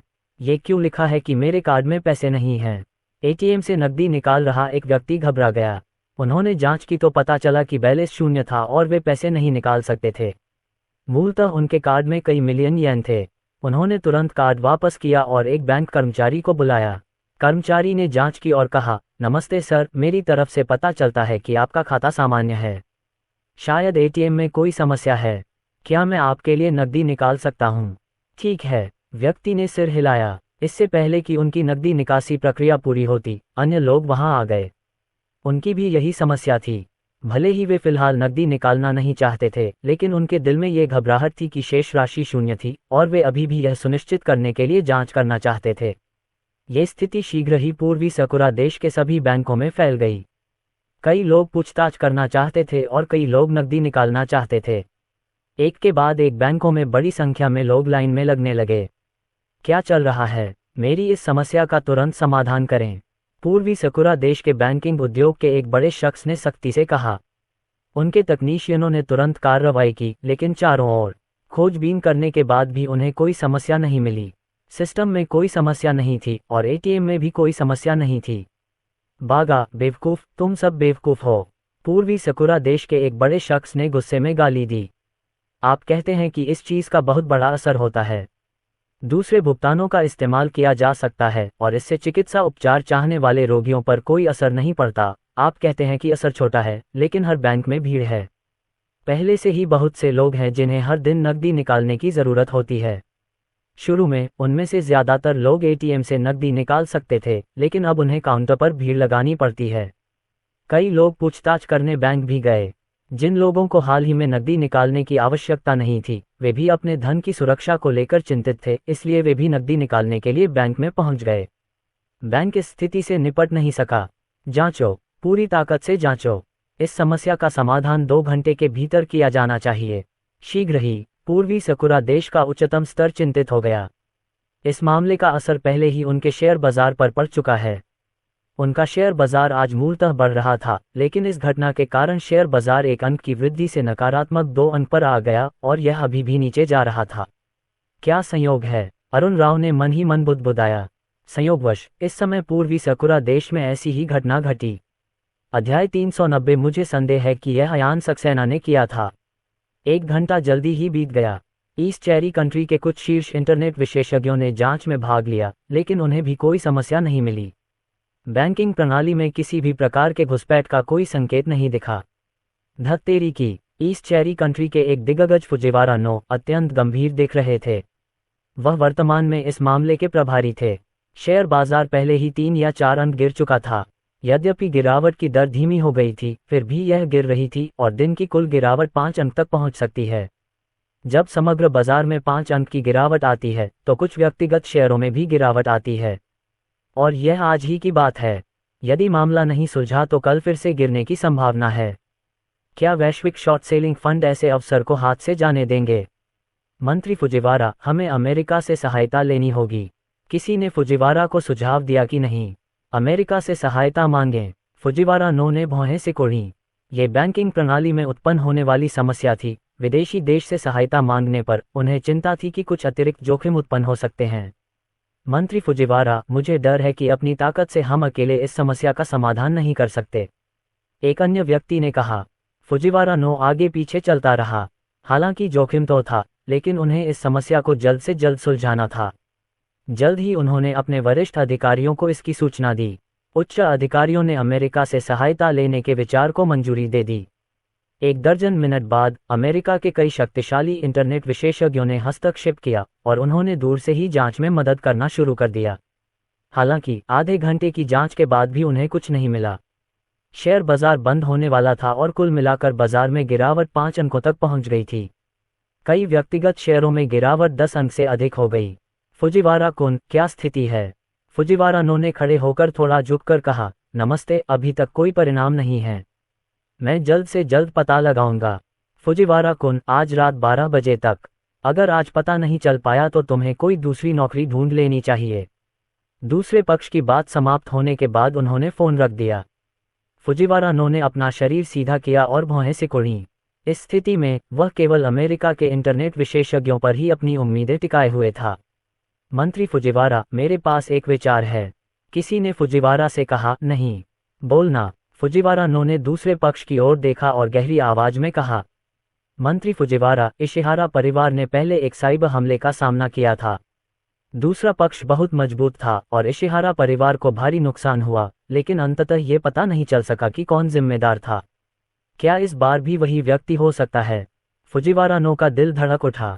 इशिहारा परिवार? हाँ, कुछ लोगों ने अंदाजा लगाया कि यह चीन के अयान सक्सेना ने किया है। अब चीन में अयान सक्सेना मुश्किल में है। फुजिवारा नो ने पूछा, कौन सी स्थिति? उन्होंने उस क्षेत्र की खबरों पर ध्यान नहीं दिया था। अयान सक्सेना को पहली बार साइबर हिंसा का सामना करना पड़ा। कई मीडिया आउटलेट और इंटरनेट ब्लॉगर्स ने उन पर आरोप लगाया। और फिर फुजिवारा नो ने सोचा, तुम्हारा मतलब है, ये संभव है कि अयान सक्सेना जानबूझकर ऐसा कर रहा है। वह उन लोगों की एक एक करके जांच नहीं करना चाहता है और चाहता है कि हम उन्हें बेनकाब करें। मंत्री फुजिवारा, मैं सिर्फ अनुमान लगा रहा हूं। फुजिवारा कोई ध्यान से सोचा। वह दूरस्थ प्रजनन कार्यक्रम के प्रभारी नहीं थे, लेकिन चीन और ईस्ट चेरी कंट्री के बीच संबंधों को देखते हुए वह जानते थे कि उनके देश को चीन में कुछ सार्वजनिक बुद्धिजीवियों को विकसित करना चाहिए था। अयान सक्सेना के लिए सबूत ढूंढना मुश्किल था, इसलिए उन पर सीधे निशाना साधना पूरी तरह संभव था। बेशक ये सिर्फ एक अनुमान था। बिना सबूत के वह बेपरवाह होकर बोलने की हिम्मत नहीं करेगा, अन्यथा कोई अच्छा परिणाम नहीं निकलेगा। मुझे आशा है कि ऐसा नहीं होगा। मुझे आशा है कि हम पता लगा सकेंगे कि समस्या कहाँ है। फुजिवारा ने अपने बारे में कुछ नहीं सोचा। उनके अपने लोग और अमेरिका के इंटरनेट विशेषज्ञ अब पूरी तरह से खोज कर रहे थे। पूरे ईस्ट चेरी कंट्री में बैंकों के बाहर लंबी लाइनें लग गईं तथा कुछ छोटे बैंकों में जमा राशि की समस्या उत्पन्न हो गई। यद्यपि पूछताछ के परिणाम से पता चला कि पैसा अभी भी वहां था, लेकिन यदि वह वहां नहीं होता तो क्या होता? अब ये तो सिर्फ एटीएम की समस्या थी, लेकिन क्या होगा यदि बैंक खातों में भी कोई समस्या हो और पैसा गायब हो जाए? धीरे धीरे रात हो गई। उनमें से कई लोगों ने विभिन्न तरीकों से शोध किया, लेकिन 10 घंटे से अधिक शोध और जांच के बाद भी उन्हें कुछ नहीं मिला। फुजिवारा नो का चेहरा दुख से भरा हुआ था। बीप बीप, उसका फोन अचानक बज उठा। फुजिवारा नो का शरीर कांप उठा। वह डांट खाने के लिए तैयार होकर सीधा खड़ा हो गया। फुजिवारा कुन, फोन कनेक्ट हुआ और दूसरी तरफ से व्यक्ति ने गर्मजोशी से उसका अभिवादन किया। दिसंबर में तापमान कम था, लेकिन दूसरे पक्ष के गर्मजोशी भरे अभिवादन से फुजिवारा नो के माथे पर पसीना आ गया। बोलना, जब दूसरे पक्ष ने उनका अभिवादन समाप्त किया तो उन्होंने गहरी आवाज में कहा। फुजिवारा नो ने अपना पसीना पोंछते हुए कहा, सर, ऐसा नहीं है कि मैं अक्षम हूँ, बात सिर्फ इतनी है कि दुश्मन बहुत शक्तिशाली है। यहाँ तक कि अमेरिका के कई इंटरनेट विशेषज्ञ भी मदद नहीं कर पाए हैं। मेरे पास एक विचार है जो काम कर सकता है। दूसरा पक्ष चिल्लाया, तो फिर आप जल्दी से क्यों नहीं कह रहे हैं? फुजिवारा नो ने कहा, हमें संदेह है कि यह काम चीन के अयान सक्सेना ने किया है। हो सकता है कि वह हमें चेतावनी देने के लिए ऐसा कर रहा हो। वह चाहते हैं कि हम कुछ लोगों को बेनकाब करें, और अगर हम ऐसा करेंगे तो बैंकिंग प्रणाली संभवतः ठीक हो जाएगी। फोन पर दूसरी तरफ मौजूद व्यक्ति ने सख्ती से कहा, क्या तुम पागल हो? हम खुद को उजागर कर रहे हैं। अगर वह नहीं होता तो क्या होता? क्या इससे हम बेहद बेवकूफ़ नहीं लगेंगे? मैं तुम्हें थोड़ा और समय दूंगा। कल शेयर बाजार खुलने से पहले आपको सच्चाई का पता लगाना होगा। फुजिवारा नो ने झुककर कहा, हाँ। रात बीत गई और फुजिवारा नो को पूरी रात नींद नहीं आई। उसके जैसे कई और लोग भी थे जो पूरी रात नहीं सो पाए। हालांकि ये बेकार था। वे सारी रात व्यस्त रहे, फिर भी कुछ पता नहीं लगा सके।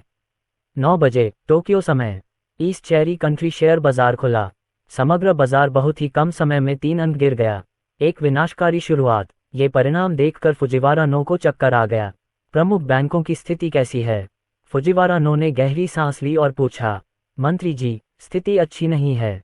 प्रमुख बैंकों के बाहर कतारों में लगे लोगों की संख्या और भी अधिक है। ग्रामीण क्षेत्रों में तो बूढ़े पुरुषों और महिलाओं को भी खबर मिल गई है और वे भी पैसे निकालने के लिए कतारों में खड़े हैं। किसी ने सूचना दी। फुजिवारा नो की अभिव्यक्ति अत्यंत गंभीर थी। यदि यह जारी रहा तो जमा राशि पर बड़े पैमाने पर दबाव पड़ने की संभावना है। यदि बैंकों से पैसा नहीं निकाला जा सका तो घबराहट बढ़ जाएगी और फिर अधिक लोग पैसा निकालने के लिए कतारों में लगेंगे। जितने अधिक लोग पैसा निकालेंगे उतना ही कम पैसा बचेगा। यह एक दुष्चक्र होगा। मंत्री फुजिवारा, शेयर बाजार में 4% की गिरावट आई है। इस दर से आज की गिरावट निश्चित रूप से कल की तुलना में अधिक होगी। किसी ने कांपती आवाज में कहा। उसने बहुत सारे शेयर खरीदे थे और उसे बहुत बड़ा नुकसान होने वाला था। फुजिवारा नो की अभिव्यक्ति अत्यंत कुरूप थी। उन्होंने शेयरों में भी काफी निवेश किया था। इसके अलावा उन्होंने बैंक शेयरों में भारी निवेश किया था, जो कल ही 10 अंक से अधिक गिर चुके थे तथा आज फिर 10 अंक से अधिक की ओर बढ़ रहे थे। महोदय, फुजिवारा नो कार्यालय में चला गया। उन्होंने तुरंत अपने वरिष्ठ अधिकारी को फोन किया। सर, हमने सभी संभव तरीके आजमा लिए हैं और अब हमारे लोग भी थक चुके हैं। अगर वे पूरी ऊर्जा से भरे भी होते तो भी वे समस्या का पता नहीं लगा पाते। हमें समझौता करना होगा, अन्यथा इसके गंभीर परिणाम होने की पूरी संभावना है। फुजिवारा कोई राजी नहीं। फोन के दूसरी ओर मौजूद दिग्गज व्यक्ति कुछ देर के लिए चुप हो गया और बोला, फुजिवारा कुन, क्या आपको यकीन है कि कोई और रास्ता नहीं है? जी श्रीमान। फुजिवारा नो की बात समाप्त होते ही दूसरे पक्ष ने फोन रख दिया। कुछ जानकारी जारी करें, लेकिन लोगों को यह मत बताना कि यह हमारे ईस्ट चेरी कंट्री से आया है। दूसरे पक्ष ने आदेश जारी किया। जल्द ही उन्होंने डेटा का एक छोटा सा हिस्सा डार्क वेब पर जारी कर दिया। इस डेटा में चीन के सैकड़ों लोग शामिल थे। अध्याय 391 खुलासे की 3 लहरें। ईस्ट सकुरा कंट्री द्वारा जारी की गई सूचना तेजी से फैल गई। हुआक्सिया के कई लोग डार्क वेब पर सक्रिय थे और उन्होंने जल्दी ही पता लगा लिया कि इस जानकारी में कई मशहूर हस्तियां शामिल थीं। ये लोग सभी पाखंडी हैं और गुप्त रूप से विदेशी ताकतों से सभी प्रकार के लाभ प्राप्त कर रहे हैं। ये जानकारी फर्जी नहीं लगती। ये सच होना चाहिए। उन्हें शायद छोड़ दिया गया होगा। डार्क वेब पर कई लोग इस पर चर्चा कर रहे थे। जानकारी को कॉपी और डाउनलोड किया जा सकता था और कई लोगों ने तुरंत ऐसा किया, जिससे जानकारी इंटरनेट पर फैल गई। हुआक्सिया इंटरनेट अब उबल रहा था। वाह, इतने सारे लोग एक साथ बेनकाब हो गए। मैंने देखा कि उन सभी में एक बात समान है, उन सभी ने मास्टर लिन को ब्लैकलिस्ट कर दिया है। क्या कोई मास्टर लिन की मदद कर रहा है? ये सच है, उन सभी ने मास्टर लिन को काली सूची में डाल दिया है। बड़ी संख्या में नेटिजन्स इस पर चर्चा कर रहे थे। कुछ ही समय में इस सामग्री को ब्लॉक कर दिया गया। इसमें बच्चों के लिए अनुपयुक्त बहुत सी सामग्री थी, लेकिन कई लोगों ने पहले ही यह जानकारी डाउनलोड कर ली थी। निजी परिसंचरण को रोका नहीं जा सका। कहीं एक बड़ा सार्वजनिक बुद्धिजीवी बुरी तरह डांट खाकर अभी भी सो रहा था। कल रात उसने खुद का बचाव करने के लिए एक लंबा लेख लिखा था, जिसे पूरा करने के लिए उसे सुबह 3-4 बजे तक जागना पड़ा। उस लंबे लेख के कारण उन्हें विश्वास था कि कम लोग उन्हें डांटेंगे। उसे इससे बाहर निकलने में सक्षम होना चाहिए। बड़े सार्वजनिक बुद्धिजीवी ने जम्हाई ली। उसकी पत्नी का चेहरा उदास था। तुमने फोन क्यों नहीं उठाया? यह मौन था। पत्नी, तुम इतनी बेचैनी से यहाँ क्यों दौड़ रही हो? सार्वजनिक बुद्धिजीवी ने भौहें सिकोड़ी। उसकी पत्नी ने गुस्से से कहा, मुझे बताओ, तुम पूर्वी सकुरा देश में कई बार क्या कर रहे थे? कुछ नहीं, एक व्यापारिक यात्रा है। सार्वजनिक बुद्धिजीवी थोड़ा घबरा गया। उसकी पत्नी ने व्यंग्य किया, तुम इसे व्यापारिक यात्रा कहते हो? तुम्हें इंटरनेट पर डाल दिया गया है। तुम वहाँ बहुत सहज थे। हर बार तुम्हारे साथ कई युवा लड़कियां होती थीं। उनमें से कुछ तो हमारी बेटी से भी बहुत छोटे हैं। सार्वजनिक बुद्धिजीवी का चेहरा बदल गया। पत्नी, ये बिल्कुल झूठ है। ये निश्चित रूप से कृत्रिम बुद्धि आई द्वारा बनाया गया नकली सामान होगा।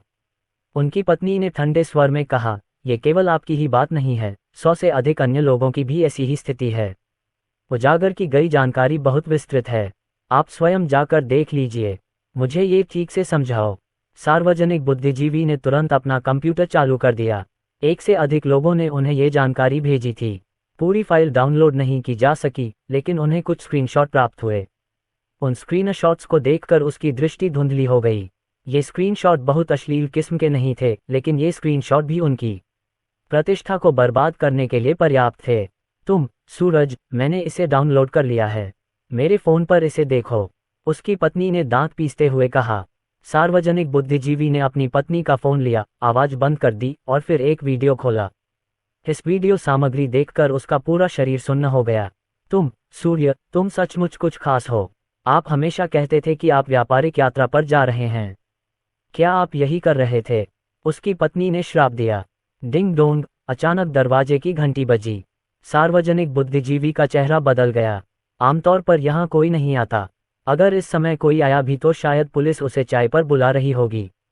पत्नी, तुम दरवाजा खोलो, सार्वजनिक बुद्धिजीवी ने घबराते हुए कहा। उसकी पत्नी दरवाजा खोलने गई। दरवाजे के बाहर 2 लोग खड़े थे, जिनमें से एक ने कहा, हम स्टेट सिक्योरिटी से हैं। क्या आपके पति यहाँ हैं? हमारे पास कुछ काम है, हमें उनकी जरूरत है ताकि वे वापस आकर जांच में हमारी मदद करें। कमरे के अंदर बैठे सार्वजनिक बुद्धिजीवी का चेहरा पीला पड़ गया। यहाँ पुलिस नहीं बल्कि राज्य सुरक्षा बल आया था। वह जानता था कि इस बार वह पूरी तरह से खत्म हो चुका है। यही बात कई जगहों पर हो रही थी। जिन लोगों का पर्दाफाश हो चुका था, उन सभी को राज्य सुरक्षा ने चाय पर आमंत्रित किया था। क्या करें? बाकी लोग डरे हुए और कांप रहे थे। इस बार केवल कुछ ही लोगों की पोल खुली। उनकी पोल तो नहीं खुली, लेकिन उन्हें अच्छी तरह पता था कि उन्होंने क्या किया है। क्या अगली बारी उनकी होगी? बहुत समय पहले बहुत सी चीजें घटित हुई थीं और उन्हें लगता था कि कोई भी कभी भी सबूत हासिल नहीं कर पाएगा। उन्हें कभी उम्मीद नहीं थी कि विदेशी ताकतें इन चीजों को उजागर कर देंगी। समय पल पल बीतता गया। फुजिवारा नो और अन्य लोग उत्सुकता से इंतजार कर रहे थे। सुबह शेयर बाजार बंद हो गया, लेकिन बैंक अभी तक उबर नहीं पाया था। अकेले सुबह ही बाजार में 6 अंकों की गिरावट आ गई थी। यदि कोई अच्छी खबर नहीं आई तो दोपहर में भी गिरावट जारी रहने की संभावना है। अंतर्राष्ट्रीय पूंजी अब पागलों की तरह बाजार में शॉर्टिंग कर रही थी। उन्होंने बाजार को बचाने के लिए बहुत सारा पैसा खर्च किया था, लेकिन इसका असर स्पष्ट नहीं था। हालांकि अगर वे बाजार को नहीं बचाते तो बाजार और भी ज्यादा गिर जाता। दीदी, फुजिवारा नो का फोन बज उठा। यह ऊपर से आया हुआ आह्वान था। सर, मुझे लगता है कि तीव्रता पर्याप्त नहीं है। हमें इस सब को समाप्त करने के लिए जोखिम बढ़ाने की जरूरत है। फुजिवारा नो ने झुककर फोन पर कहा। फुजिवारा कुन, यदि आपका निर्णय गलत है तो मुझे आशा है कि आप उस समय सभी परिणाम भुगतेंगे। हाँ, फुजिवारा नो की बात समाप्त होते ही दूसरे पक्ष ने फोन रख दिया। जल्द ही दूसरी जानकारी भी डार्क वेब पर फैल गई। इस सूचना में 1 या 200 लोग शामिल थे। कुछ ही समय में ये जानकारी इंटरनेट पर भी फैल गई। यद्यपि इसे तुरंत ब्लॉक कर दिया गया, फिर भी कई लोगों ने इसे डाउनलोड कर लिया तथा सभी प्रकार के स्क्रीनशॉट तेजी से प्रसारित हो गए। आजकल खरबूजे सचमुच अंतहीन हैं। इसमें कोई आश्चर्य नहीं कि कुछ बड़े सार्वजनिक बुद्धिजीवी इतने आज्ञाकारी हैं। पता चला कि उनके पास न केवल कुत्ते का खाना है, बल्कि उन्होंने पहले ही वफादारी का प्रमाण पत्र भी जमा कर दिया है। भगवान ही जानता है कि इनमें से कितने लोग अभी भी देश में हैं। इंटरनेट पर अनगिनत लोग इस पर चर्चा कर रहे थे। देश में समस्या पैदा करने वाले लोग डरे हुए हैं। 2 लहरें सामने आ चुकी हैं। क्या तीसरी लहर आएगी? उनमें से कुछ ने इस स्थिति से बचने के लिए विदेश जाने के लिए हवाई जहाज के टिकट खरीद लिए। इस समय विदेश जाने पर संदेह होना आसान था, लेकिन वे इतनी परवाह नहीं कर सकते थे। पहले बैच में जो लोग उजागर हुए थे वे सभी गिरफ्तार हो चुके थे। उनके अपराधों के आधार पर उन्हें संभवतः कई वर्ष जेल में बिताने पड़ेंगे। पिताजी, जल्दी आइए। पिताजी, मैं यहाँ हूँ, अनिंदिता ने बचकानी आवाज में कहा। अयान सक्सेना और अन्य लोग उस समय मनोरंजन पार्क में खेल रहे थे। वह जानते थे कि क्या हुआ था, लेकिन उनका इरादा पूर्वी सकुरा देश की बैंकिंग प्रणाली को तुरंत बहाल करने का नहीं था। एक और, उन्होंने महसूस किया कि 2 तरंगों को उजागर करना पर्याप्त नहीं था। दूसरी ओर, यदि उसने 2 तरंगों को उजागर करने के तुरंत बाद इसे बहाल कर दिया, तो क्या अन्य लोग उस पर और भी अधिक संदेह नहीं करेंगे? जल्द ही पूर्वी सकुरा देश का शेयर बाजार दोपहर में खुल गया। शुरुआती समय में ही 1 अंक की गिरावट आ गई। आज बाजार की गिरावट भयावह 7 अंक तक पहुंच गई। सर, हमें एक लहर को उजागर करना जारी रखना होगा। आज इसे समाप्त करने की कोई उम्मीद नहीं है। एक और लहर को उजागर करने से हमें कल के लिए उम्मीद मिलेगी। अगर हम ऐसा नहीं करते हैं तो मुझे डर है कि फुजिवारा नो ने सक्रिय रूप से कॉल किया। आधे घंटे बाद उन्होंने तीसरी लहर का खुलासा किया। 3 बार एक्सपोजर के बाद उनमें से अधिकांश को एक्सपोज कर दिया गया था। मैं हवाई जहाज का टिकट खरीद कर जा रहा हूँ। अरे, मुझे यहाँ से जल्दी निकलना होगा। 3 घटनाओं के कारण कई लोग भयभीत हो गए। उनमें से कई लोग ईस्ट सकुरा कंट्री में नहीं पले बड़े थे। ईस्ट सकुरा कंट्री के पास मिट्टी नहीं थी, लेकिन उन्हें ये पता नहीं था। इस तरह का लगातार प्रदर्शन बहुत भयावह था। वे बस इस स्थिति से बचने के लिए जल्दी से विदेश के लिए विमान लेना चाहते थे। दूसरों द्वारा संदेह किया जाना, गिरफ्तार होकर जेल जाने से बेहतर था। टोक्यो समयानुसार अपराह्न 3 बजे ईस्ट सकुरा कंट्री का शेयर बाजार बंद हो गया। बाजार में 11 अंकों की गिरावट आई, जो इतिहास की सबसे बड़ी गिरावट के करीब थी। कई व्यक्तिगत शेयरों में इतनी गिरावट आई कि उन्हें पढ़ना मुश्किल हो गया। क्या अब सब ठीक हो जाएगा? फुजिवारा नो की आंखों में निराशा की झलक दिखाई दी।